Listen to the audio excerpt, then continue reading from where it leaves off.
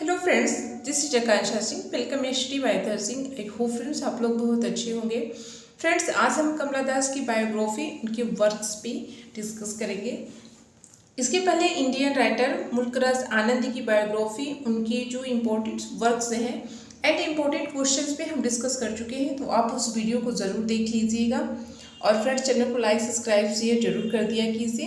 तो चलिए आज हम कमला दास की बायोग्राफी एंड उनके वर्क्स पे डिस्कस करते हैं। राइट फ्रेंड्स, तो 1934 2009 यानी कि 1934-2009 के बीच उनका जन्म मरण एंड उन्होंने जो अपना वर्क किया है, जो सारी प्रॉब्लम्स उनकी लाइफ में आती है, तो 1934 और 2009 के बीच में सब रहता है। तो चलिए अब डिटेल में जानकारी लेते हैं। बर्थ है 31 मार्च 1934 एट पुनायरकुलम इन साउथर्न मालाबार इन केरला। उनका जो बर्थ ऑफ डेथ है फ्रेंड्स 31 मार्च 31 मार्च 1934 को। प्लेस का नाम क्या है? पुनायरकुलम इन साउथर्न मालाबार इन केरला। कहाँ पे है वो? केरला में है। ठीक है। डेथ ऑफ को देख लेते, इनकी डेथ को देख लेते हैं। 31 May 2009 in Pune due to respiratory failure at the age of 75। ये फ्रेंड्स इनकी जो डेथ हुई थी 31 मई 31 मई 2009 को कहाँ पे हुई थी? पुणे में हुई थी। आप इसको याद रखेंगे। मैं तो यही कहूँगी फ्रेंड्स कि जो इम्पोर्टेंट फैक्ट्स आते हैं ना, आप उसको नोट कर लिया कीजिए। वो आपके लिए बहुत ही पढ़ने के लिए बहुत ही इजी रहेगा, क्योंकि सारी बातें माइंड में नहीं रखी जा सकती। एक साथ सारी बातें माइंड में रह भी नहीं सकती है। तो नोट करने से क्या फ़ायदा होता है कि जब 2-3-4 दिन के बाद आप जब रिवीजन करने चलते हैं तो उसको खोल के देखते हैं तो वो बात तुरंत आपके माइंड में आ जाती है। तो इस वजह से नोट करना बहुत ज़रूरी होता है। तो चलिए इनको डेथ को देख लेते हैं। क्या है? 31 मई 31 मई 2009 कहाँ पे? पुणे में हुआ था। और किस एज में, कितनी एज में मरी थी? 75 ईयर्स की थी। राइट, इनकी एज क्या थी? 75 years. Her dead body was buried as Juma Masjid in Thiruvananthapuram under the rite of Islam. ठीक है। इनकी डेड बॉडी को जो है कि दफनाया गया था जुमा मस्जिद। और वो जुमा मस्जिद कहाँ पे है? तिरुवनंतपुरम अंडर राइट द इस्लाम। ठीक है। इनकी जो डेथ, अच्छा एक बात सोचने वाली है कि ये तो मुस्लिम फैमिली से, सॉरी ये तो हिंदू फैमिली से बिलोंग करती थी। राइट, तो इनको दफनाया क्यों गया? इनको जुमा मस्जिद इन तिरुवनंतपुरम में क्यों दफनाया गया और इन्होंने इस्लाम धर्म को क्यों अपनाया? तो फ्रेंड्स सबसे पहले ये जान लेते हैं कि इनको तो इस्लाम धर्म के अकॉर्डिंग सारा इनका क्रियाक्रम किया गया था और इनको जुमा मस्जिद तिरुवनंतपुरम में दफनाया गया था। ठीक है। तो चलिए आगे हम इसको देखते हैं। पहले मदर देख लेते हैं। नालापति बालामणि अम्मा द फेमस मलयाली पोइटेस। इनकी मदर का नाम है, कमला दास की मदर का नाम है मालापति बालामणि अम्मा, इनकी मदर का नाम है। और यह क्या है? एक फेमस मलयाली पोइटेस हैं। राइट, एंड इनके बारे में और कुछ जानकारी ले लेते हैं। Her mother also called the poetess of Motherland. Her mother यानी किसकी मदर? कमला दास की माँ को कहा जाता था पोइटेस ऑफ मदरलैंड। नालापति बालामणि अम्मा received many awards like Padma Bhushan, साहित्य अकेडमी अवार्ड, सरस्वती अवार्ड्स। ठीक है। 3 बिग्स अवार्ड इनको मिले थे। किसको मिले थे? कमला दास की मदर नालापति बालामणि अम्मा को 3 अवार्ड्स मिले थे। पद्म भूषण मिला था, साहित्य अकेडमी अवार्ड मिला था एंड सरस्वती अवार्ड मिला था। ठीक है, कमला दास की मदर को। अब फादर के बारे में डिस्कस कर लेते हैं। Father BM Nair, who had been an employee in a British automobile firm in Calcutta। ठीक है। इनके फादर का नाम था BM नायर। ठीक है। और वह एक एम्प्लॉयज थे फ्रेंड्स ए ब्रिटिश ऑटोमोबाइल फार्म में इन कलकत्ता। कलकत्ता में एक ब्रिटिश ऑटोमोबाइल फार्म था और उसमें वो क्या थे? एम्प्लॉयज थे। Where he sold Rolls Royce Humbers and the bent to India princes and dear relative. और जो रोल्स रॉयस थे, ठीक है, जो यस रोल्स रॉयस थे, इंडियन प्रिंसेस जो इंडियन प्रिंसेस थे उनके लिए वो करते थे एंड उनके रिलेटिव के लिए भी। ठीक है, अब इनकी एजुकेशन के बारे में देख लेते हैं। हर एजुकेशन, उनकी जो ऑटोबायोग्राफी है फ्रेंड्स, ये हमको बताती है कि फर्स्ट टाइम उनका एडमिशन कलकत्ता में होता है। फिर उसके बाद उनका जो बर्थ ऑफ प्लेस रहता है पुनायरकुलम में, वहाँ पे उनको बोर्डिंग स्कूल में जो भिक्षुड़ी के द्वारा उनको शिक्षा दी जाती है। और फिर उनको कलकत्ता जो है कि वापस आना पड़ता है, वो बीमार हो जाती हैं तो फिर उनको वापस आना पड़ता है। तो चलिए अब डिटेल में जानकारी ले लेते हैं। हर एजुकेशन यानी कमला दास की जो एजुकेशन है उसके बारे में डिस्कस करेंगे।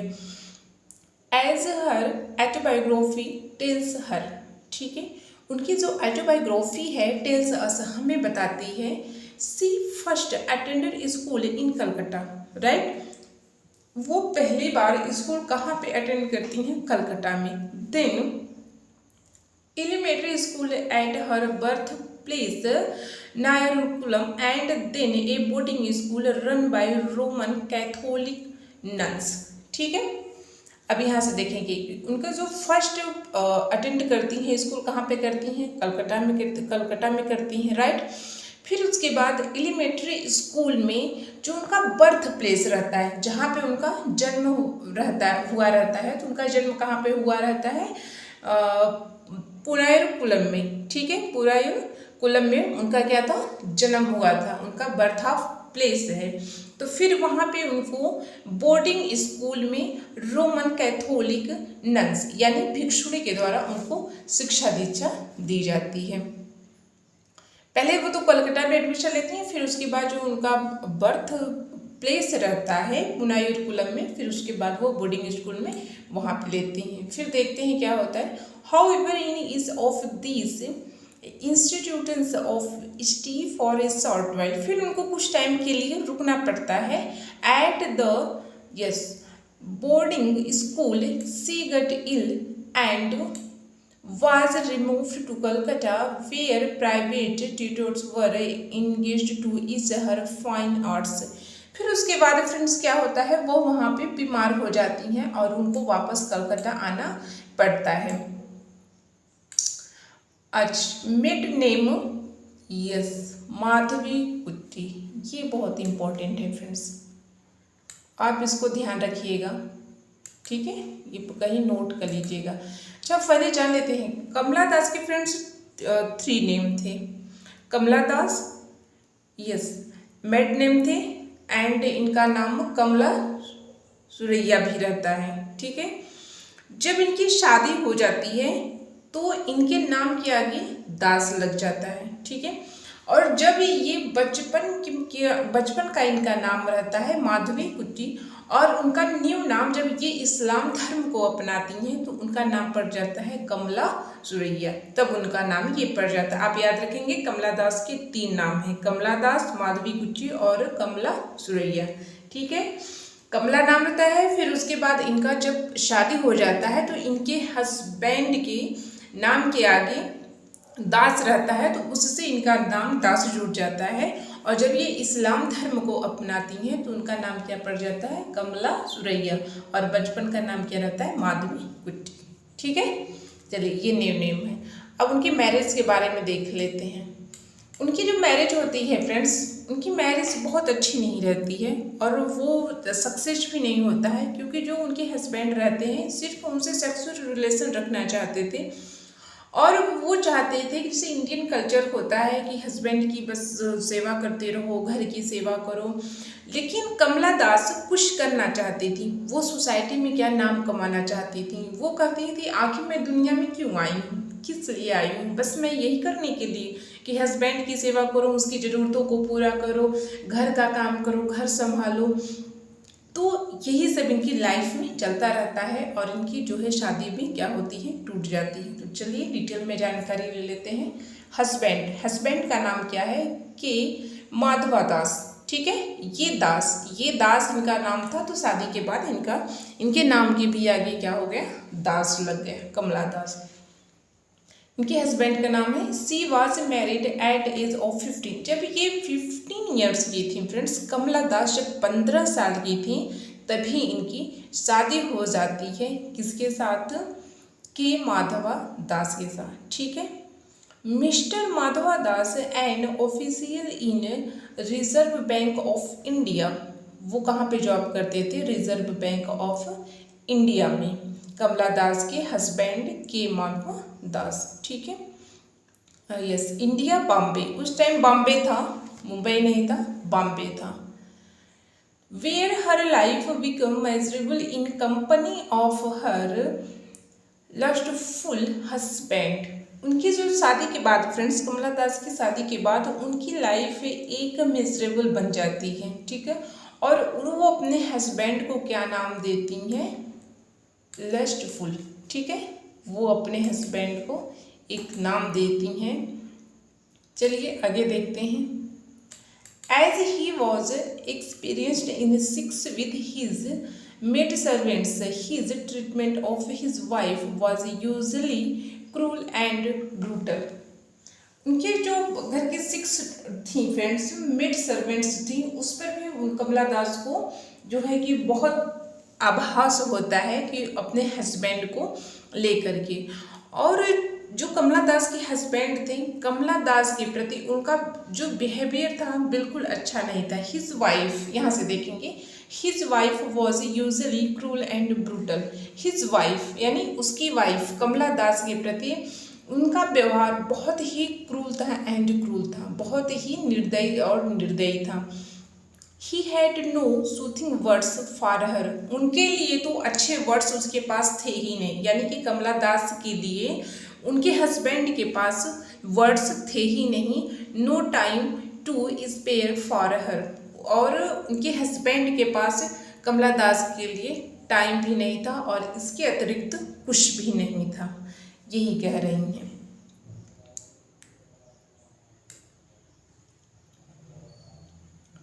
He was over busy with his files, वह अपने फाइल्स में ही बिजी रहते थे कमला दास के husband. And as a traditional wife she was expected to discharge as her domestic duties well and to look to needs and comforts of her husband। वही इसे हर औरत के साथ होता है, आजकल तो ये सब आम बात हो गई है। तो कमला दास की जो लाइफ थी फ्रेंड्स, शादी के बाद उनकी लाइफ बहुत अजीब हो गई थी, तो वो अपनी लाइफ के बारे में बता रही हैं। तो आइए देखते हैं क्या बता रही हैं कि she was over busy with his files, उनके जो हस्बैंड थे वो फाइल्स में ही बिजी रहते थे। एंड एज ए ट्रेडिशनल, और जो as she was expected to discharge all her domestic duties, जैसे कि हर औरतें घरेलू काम की के लिए उम्मीद किया जाता है, वैसे उनके हस्बैंड भी यही उम्मीद करते थे कि ये घरेलू की जो सारे काम धाम हैं उसको करती रहें और अपने हस्बैंड की ज़रूरतों को पूरा करती रहें। तो उनके हस्बैंड उनसे यही एक्सपेक्ट करते थे, लेकिन उनको तो लाइफ में कुछ करना था, वो बैठना नहीं चाहती थी। तो will and to look to the needs and comfort of a husband, वो अपने हस्बैंड के साथ बहुत ही कंफर्ट नहीं रहती थी। ठीक है, ये कहने का सेंस है कि बहुत ही उनको जो है कि उनके हस्बैंड को उनसे बहुत कुछ अपेक्षा थी, लेकिन कमला दास को वो सब पसंद नहीं था, ये कहने का सेंस है। He's eroded her old distinct personality and the overfed her forever as makes clear in the poem The Old Playhouse। ठीक है, You call me wife, तुम मुझे वाइफ कहते हो। I was taught to bring, yes, staring into your tea and to offer at the right moment the vitamins। वह क्या कह रही हैं, क्या मैं तुम्हारे लिए एक चाय हूँ कि चाय को बस चुस्की लो, क्या मैं तुम्हारे लिए एक विटामिन हूँ। Calling benefit your master's ego, I ate the magic loaf and become a dot. वो क्या कह रही है कि फ्रेंड्स मैं क्या है एक मैजिक बन गई और मैं एक क्या बौनापन बन के ही रह गया। I lost my will and reason, मेरे जो रीज़न थे, मेरी जो सोच थी वो सब क्या हो गई, खत्म हो गई। To all your questions I mumbled incoherent reply. ठीक है, कह रही हैं कि वो अपनी क्वेश्चंस को क्या है वो रख रही हैं और कह रही हैं उसको रिप्लाइज करने के लिए। She come to contact of Muslim. अब ये भी जो फैक्ट है फ्रेंड्स, ये भी बहुत इंपॉर्टेंट है, इसको भी ध्यान से आपको देखने की ज़रूरत है। इसी में इन्होंने अपने इस्लाम धर्म को अपनाया था। चलिए देखते हैं। See come to contact a Muslim MP Rajya Sabha सदस्य। फ्रेंड्स समादामी, ठीक है, उसका नाम रहता है अब्दुल समद समादामी, जिससे ये लब करती हैं, जो राज्यसभा सांसद रहता है। हु वॉज, ये 2 बार हो गया है, एक ही रहेगा, हु एक ही रहेगा, ठीक है। Who was also a leader of Muslim league, वह क्या था, वह मुस्लिम से बिलोंग करता था। सी लव्ड हिम, और वह उनसे प्यार हो गया। And wanted to get marriage, और उससे शादी करना चाहती थी। But he put a condition that he would get married if she adopted Islam, but he denied it finally. Friends, जिससे ये प्रेम करती थी वो एक मुस्लिम था। उसने कहा कि मैं शादी तभी रखूँगा, उसने अपनी बात को रखा। But he put a condition, उसने अपनी बात को रखा कि मैं शादी तभी करूँगा कि जब आप इस्लाम धर्म को अपनाओगी। तो उसके बाद कमला दास ने इस्लाम धर्म को भी अपना लिया। लेकिन जब कमला दास ने इस्लाम धर्म को अपना लिया तो वो जिससे प्यार करती थी, मुस्लिम थे, उसने क्या किया, इनकार कर दिया कि मैं अब तुमसे शादी नहीं करूँगा। At this situation Kamala Das was 65 and Abdul Samad was 48 years old. Kamala Das की एज थी 65 यानी 65 ईयर्स, एंड जो मुस्लिम था अब्दुल समद, उसकी एज थी 48 ईयर्स ओल्ड थी, राइट। तो अच्छा, एक बात देख लेते हैं कि जब ये फ्रेंड्स मुस्लिम धर्म को क्या बोलते हैं, यस, इस्लाम धर्म को जब ये अपना लेती हैं तो जो मुस्लिम रहता है इनको इनकार कर देता है शादी करने से। तो ये फिर अपने धर्म में आना चाहती हैं। लेकिन उनके जो बेटे रहते हैं माधव दास नालापत, ठीक है, जो उनके कमला दास के बेटे का नाम रहता है माधव दास नालापति, तो वो इनको मना कर देते हैं। कहते हैं कि आप अगर इस्लाम धर्म से हिंदू धर्म में आएंगे तो आपको सब लोग बहुत भला बुरा कहेंगे और आपकी बिल्कुल भी रिस्पेक्ट नहीं होगी। तो इसी वजह से वो उसी धर्म में रह गई और उनकी डेथ भी हो जाती है। और उसके बाद इस्लाम धर्म के अकॉर्डिंग उनको क्या किया जाता है, दफनाया जाता है। कहाँ पे दफनाया जाता है, जुमा मस्जिद इन तिरुवनंतपुरम में। आप इस बात को याद रखेंगे। इनके 3 सन थे, 3 सन ही थे, 3 बेटे ही थे इनके। बड़ा बेटा का नाम था माधव दास नालापति था, और सेकेंड बेटे का नाम था चिनन दास था, और थर्ड बेटे का नाम था जयस्प्रिया दास था, राइट। सम फैक्ट्स अबाउट कमला दास। कमला दास के कुछ इम्पोर्टेंट फैक्ट्स हैं, उसके बारे में देख लेते हैं। A poet, novelist, short story writer. ये क्या थी, एक पोएट भी थी, नोबलिस्ट भी थी, शॉर्ट स्टोरी राइटर भी थी। सेकेंड देखते हैं, सी वॉज कन्फेशनल पोएटेस। ये क्या थी, एक कन्फेशनल पोएटेस थी। इन्होंने स्त्रियों का बहुत बड़ा जो है कि योगदान दिया, और इनकी जो फेमिनाइन सेंसिबिलिटी थी उस पर इन्होंने बहुत जोर दिया, राइट। और इन्होंने सेल्फ किया फ्रेंड्स, जो इनका सेल्फ एक्सपेरिमेंट था उसी पर सब इन्होंने लिखा था।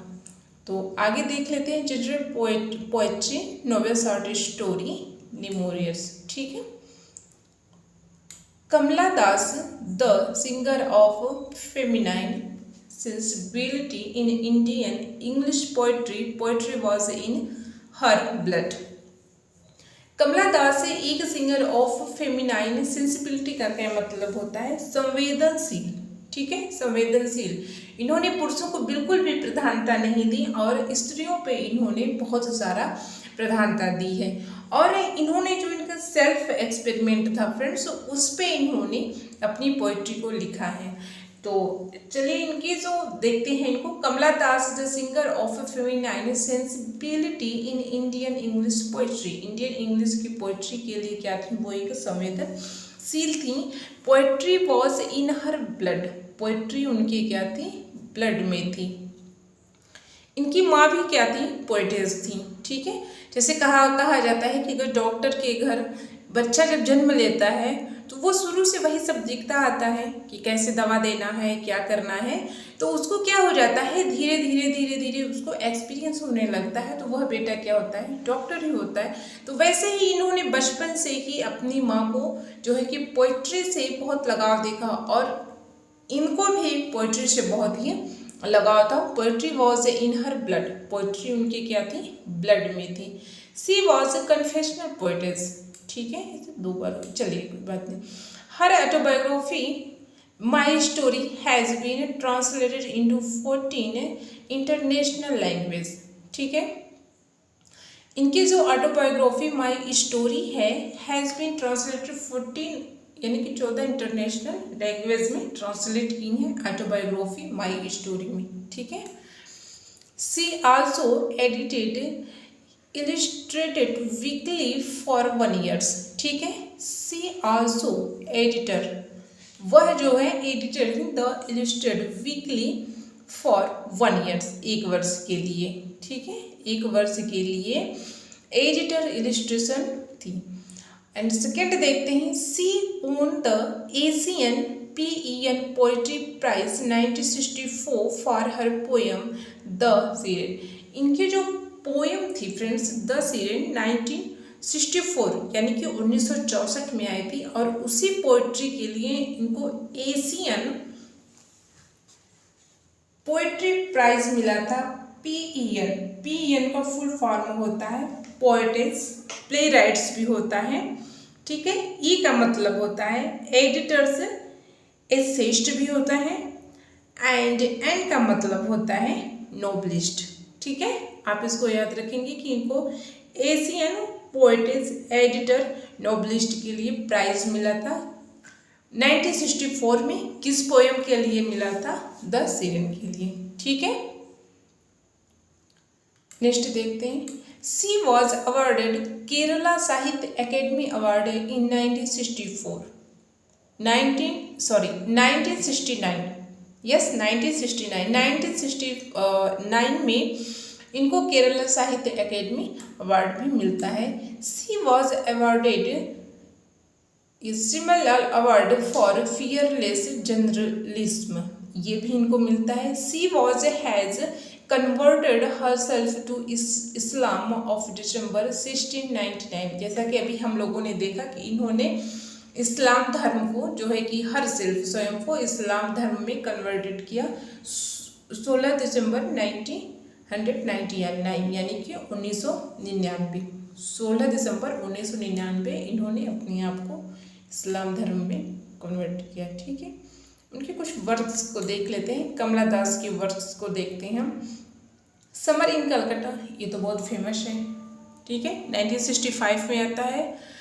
एंड जो सेकेंड रहता है 29 पोएम्स इसमें रहती है, 1967 में आता है।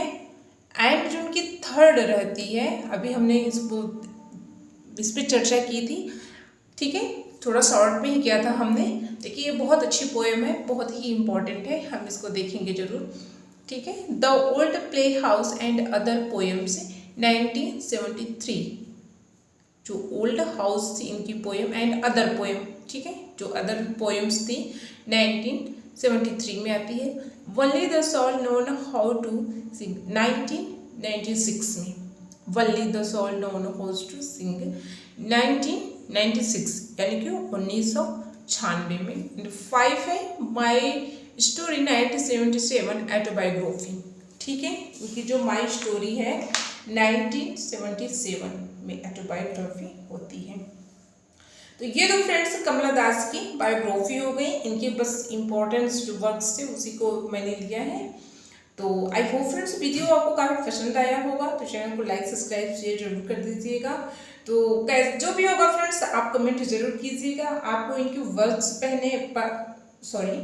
आपको इनके वर्क्स पढ़ने हैं कि इनके इनके जो है कि इम्पोर्टेंट क्वेश्चन को कराया जाए, ठीक है, कि प्रैक्टिस कराया जाए कि आप इनके वर्क्स को पढ़ेंगे। तो आप ज़रूर कमेंट करके बताइएगा। तो चलिए फ्रेंड्स, फिर मिलते हैं नेक्स्ट वीडियो में, तब तक के लिए बाय बाय।